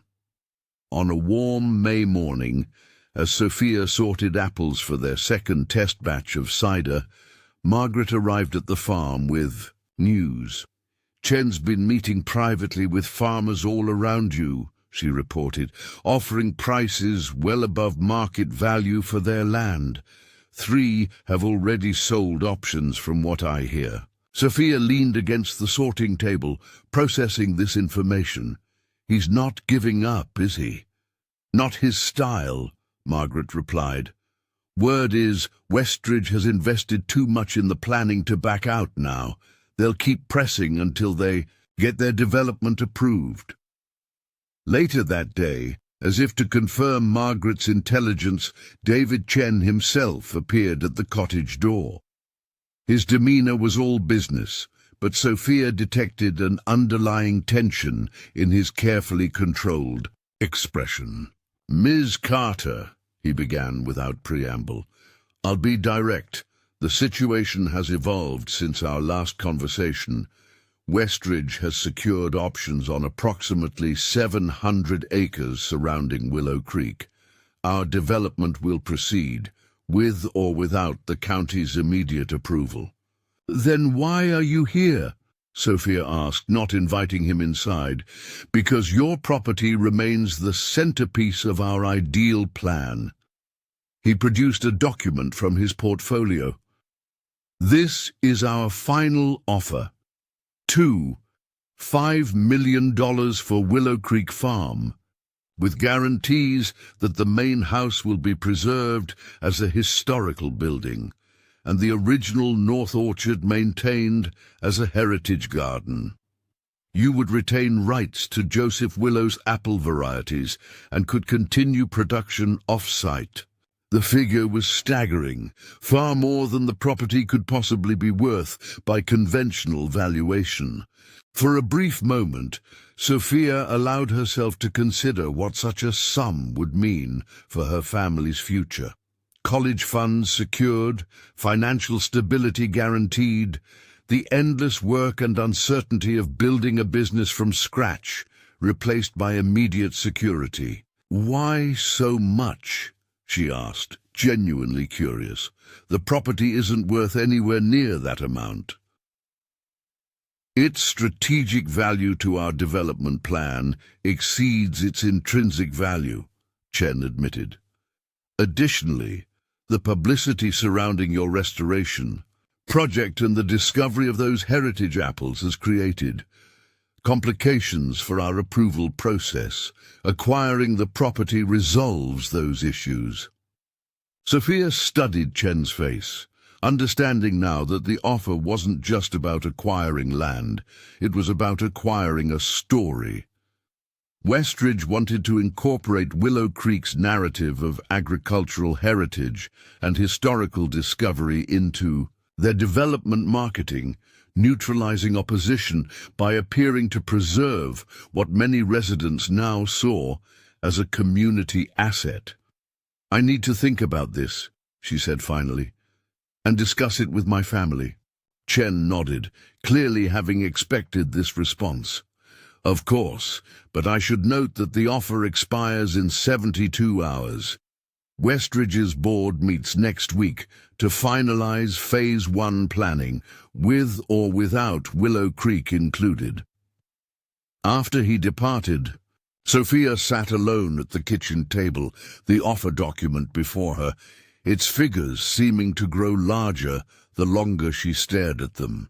$2.5 million, security, certainty, an end to the constant worry about whether their fledgling business would succeed, whether the restoration costs would exceed projections, whether the heritage apples would perform as hoped in commercial production. When Ethan and Lily returned from school, she shared Chen's offer, watching their reactions carefully. To her surprise, both children immediately rejected the idea. "But we've just started," Lily protested. "The trees are blooming, and my garden is growing, and we were going to open the tasting room next month." "And what about Joseph's apples?" Ethan added. "Chen says they'd preserve the North Orchard as a heritage garden, but that's just for show. They wouldn't actually continue his work or honor what he was trying to do." Their immediate commitment to the farm touched Sophia deeply. In just 6 months, this place had become more than property to them. It had become home, purpose, identity. She realized with sudden clarity that it had done the same for her. What had begun as a desperate gamble for affordable housing had evolved into a calling that engaged her mind, body, and spirit in ways her previous life never had. That evening, she called Eleanor to discuss the offer, and was surprised to find the older woman didn't immediately dismiss it. "It's a very significant sum," Eleanor acknowledged. "And while my trust would be disappointed to lose Willow Creek as a preservation project, our agreement gives you the right to sell if you choose. I wouldn't fault you for accepting, especially given the children's future needs." "But you wouldn't take it, would you?" Sophia asked, sensing the unspoken thought. Eleanor was quiet for a moment. "No," she finally said, "but my circumstances are very different from yours. I have financial security that allows me certain choices. You need to make this decision based on what's best for your family." After the call, Sophia found herself drawn to the main farmhouse, where restoration work on the first floor was nearing completion. The parlor where they had discovered Joseph's hidden safe had been carefully renovated, preserving original details, while making the space functional for modern use. They planned to open it to visitors as part of tours that would eventually include the cidery and orchard. In this room, a century earlier, Joseph Willow had made countless decisions that shaped the farm's destiny. Had he ever faced a crossroads like this? Had he ever been tempted to take the easier, more certain path? Sophia opened his journal to an entry she had marked weeks earlier. June 12, 1899.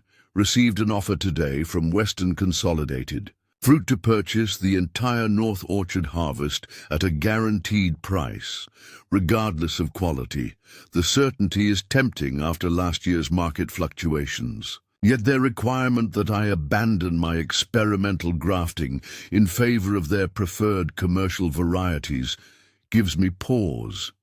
Security purchased with independence is seldom worth its price.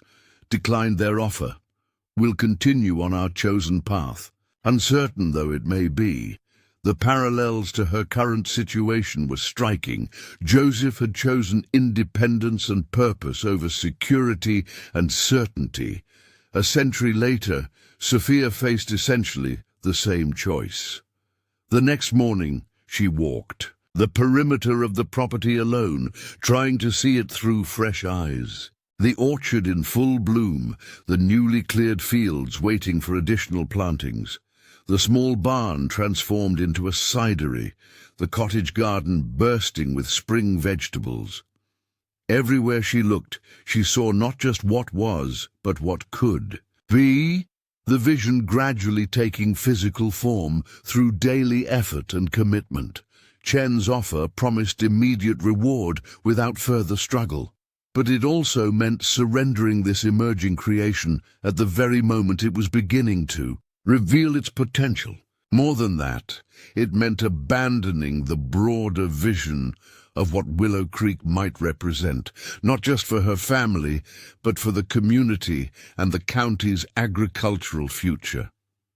By the time she completed her circuit of the property, Sophia had made her decision.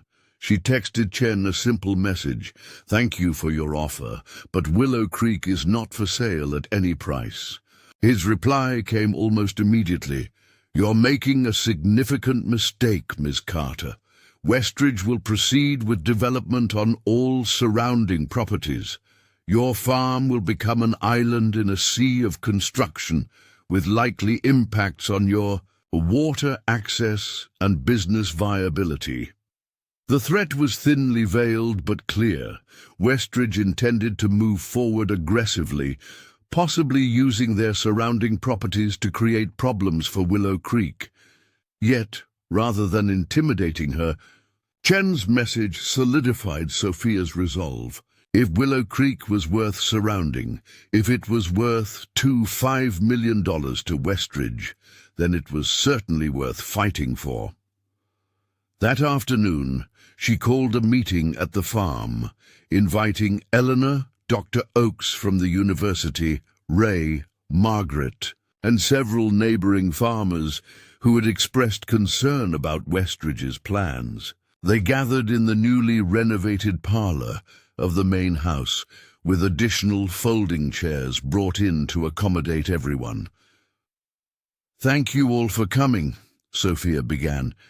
"As most of you know, Westridge Development has been pursuing an aggressive strategy to create a luxury development surrounding Willow Creek Farm. Yesterday, they made a final offer to purchase this property, which I declined." Murmurs of approval ran through the group, but Sophia raised her hand. "That decision means Westridge will likely intensify pressure on the county commission for approval of their plan and on neighboring properties to sell. They've made it clear they intend to isolate Willow Creek if they can't acquire it." Eleanor spoke up. "The legal challenges to their water usage plans are substantial, but Westridge has resources to fight prolonged battles. We need a more comprehensive strategy." "Which is why I've asked you all here," Sophia said. "Individually, each of our farms and businesses is vulnerable. But what if we created something larger? A formal agricultural heritage district that would provide legal protections, marketing advantages, and shared resources." The concept sparked immediate interest. Over the next 2 hours, the group discussed possibilities ranging from a simple marketing collective to a legally designated agricultural preservation zone that would require special zoning considerations. Dr. Oakes offered the university's resources to develop sustainable farming approaches suited to the region's specific conditions. Eleanor suggested the trust could provide matching funds for cooperative infrastructure improvements. By evening's end, a framework had emerged. The Mapleton Agricultural Heritage Cooperative would unite farms committed to sustainable practices and preservation of historical agricultural approaches. Members would share marketing resources, equipment, and expertise while retaining independent ownership. With proper designation from the county, the cooperative zone would receive special consideration in development decisions affecting water rights, road access, and zoning. This is more than just defensive. Frank Johnson, a third-generation dairy farmer, observed. This is actually a better business model for most of us. Shared resources, collective marketing, educational components, these make economic sense, regardless of Westridge's plans. As the meeting concluded, Sophia felt a surge of hope more powerful than anything she'd experienced since discovering Joseph's apple varieties. They weren't just fighting against something, they were building something. A vision for rural preservation that honored heritage while embracing innovation and cooperation. The weeks that followed brought intense activity on multiple fronts. The cooperative concept gained momentum as more farmers joined, attracted by both the protective aspects and the economic benefits of collective marketing and resource sharing. Eleanor's legal team worked with county officials to develop formal designation criteria for an agricultural heritage zone, using models from other regions that had successfully balanced preservation with development. Westridge countered by accelerating their timeline and intensifying their marketing campaign, emphasizing job creation and tax benefits while characterizing the cooperative as anti-progress. Community meetings became increasingly contentious, with clear divisions emerging between those who prioritized economic development and those concerned with preserving agricultural heritage. Through it all, work at Willow Creek continued. The tasting room was completed and opened for limited weekend hours, offering samples of their test batches while educating visitors about the history of the farm and the unique apple varieties being restored. Local media coverage brought unexpected attention, drawing visitors from neighboring counties curious about the lost apple varieties and the hidden safe story. Dr. Oakes and her team made a breakthrough in propagating Joseph's most challenging variety, the one showing the strongest disease resistance markers, creating genuine excitement in horticultural circles and leading to the university's first licensing inquiry, which would provide immediate revenue to support the farm's continued restoration. As June arrived, the County Commission finally scheduled their decisive hearing on both Westridge's development application and the proposed Agricultural Heritage Zone designation. The meeting was moved to the high school gymnasium to accommodate the anticipated crowd, with local television stations planning to broadcast the proceedings. The night before the hearing, Sophia sat on the porch of the main farmhouse, which was now structurally restored, though interior work continued.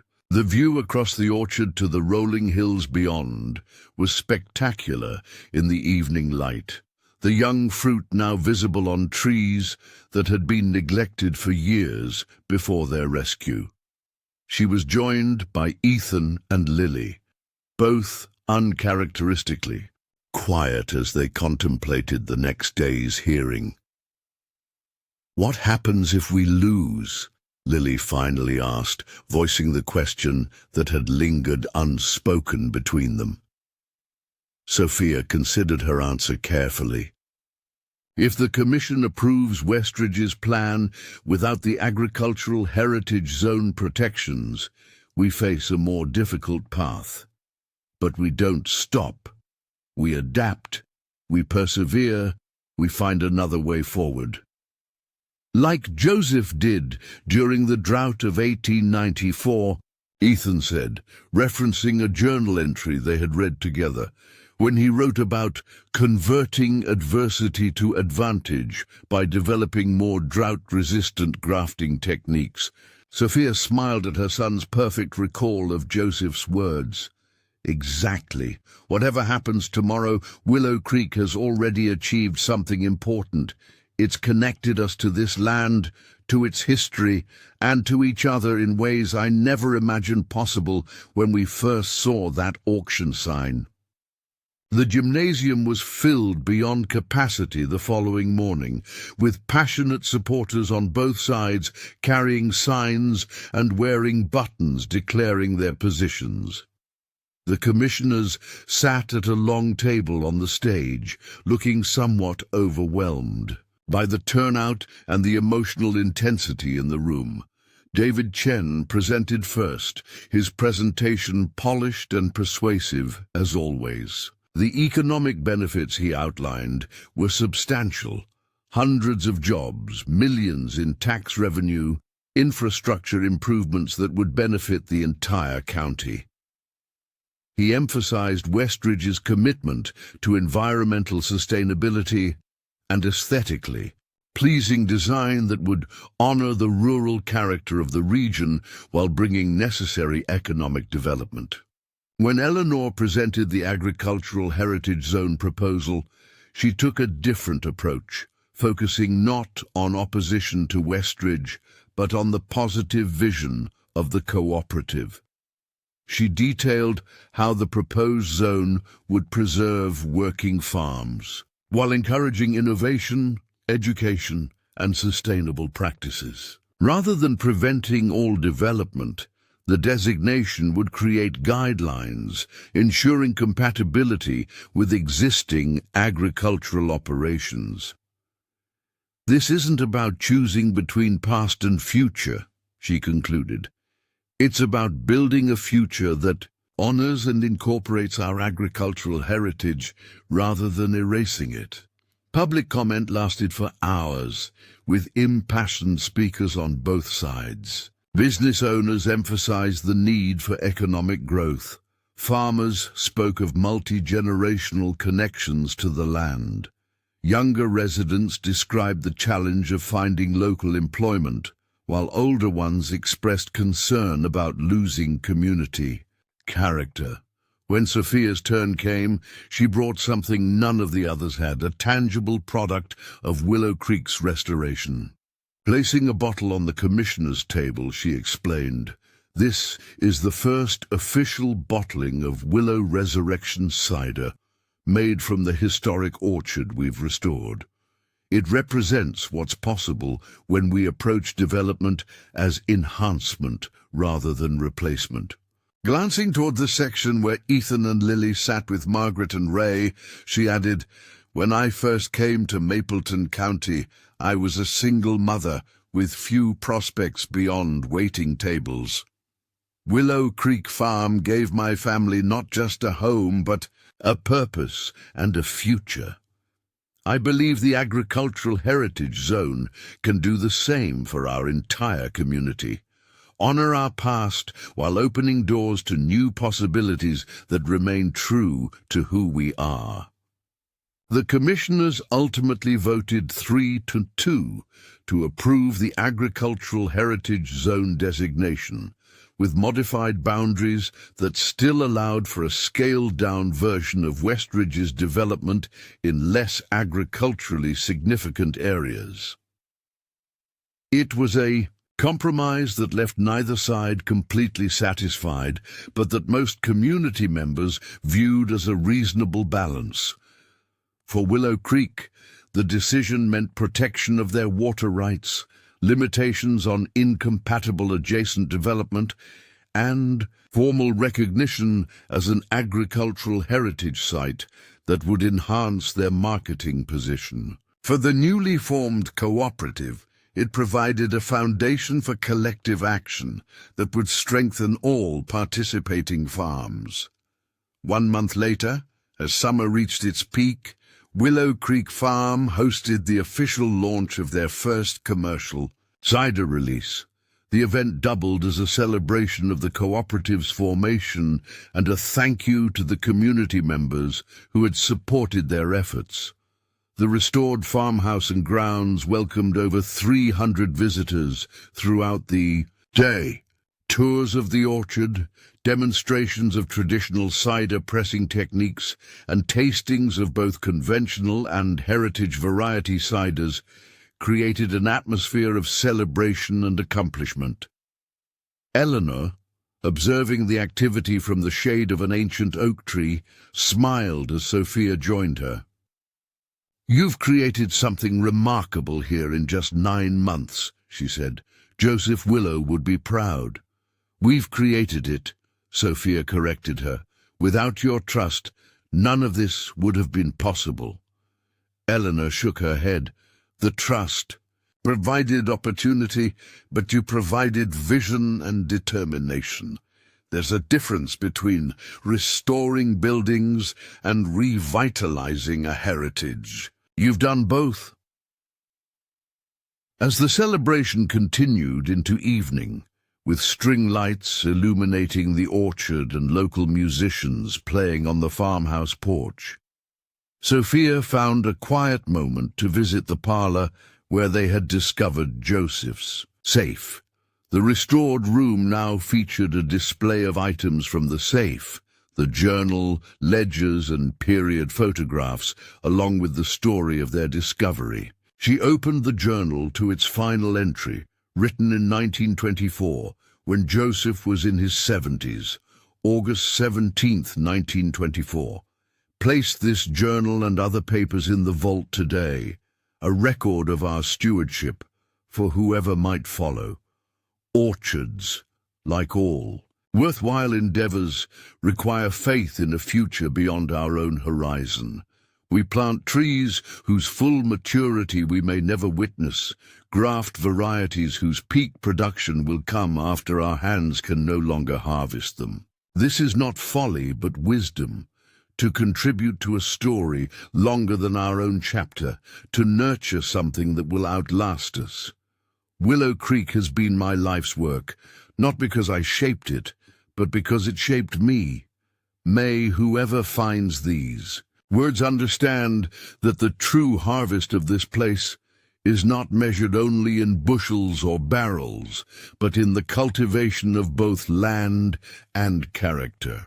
As Sophia closed the journal, she gazed out the window at her children among the celebration crowd. Ethan confidently explaining cider production to visitors, Lily proudly leading tours of her expanding herb garden. Beyond them, cooperative. Members discuss plans for shared equipment purchases and marketing initiatives. University researchers collected data from the experimental orchard sections. The hidden safe had indeed changed everything, though not in the way treasure stories usually unfold. Its contents, knowledge, history, connection to the past, had proved more valuable than gold or jewels could have been. Joseph Willow's vision, preserved in that safe for nearly a century, had catalyzed not just the rebirth of one farm, but potentially a new model for rural preservation across the county. Outside, as twilight deepened, visitors raised glasses of Willow Resurrection cider in a toast to the farm's renewal and the community's future. A future that would now include both thoughtful development and preserved agricultural heritage, thanks to a single mother's courage to bid on a struggling farm and the century-old vision she had discovered beneath its floorboards. Up next, you've got 2 more standout stories right on your screen. If this one hit the mark, you won't want to pass these up. Just click and check them out. And don't forget to subscribe and turn on the notification bell so you don't miss any upload from us.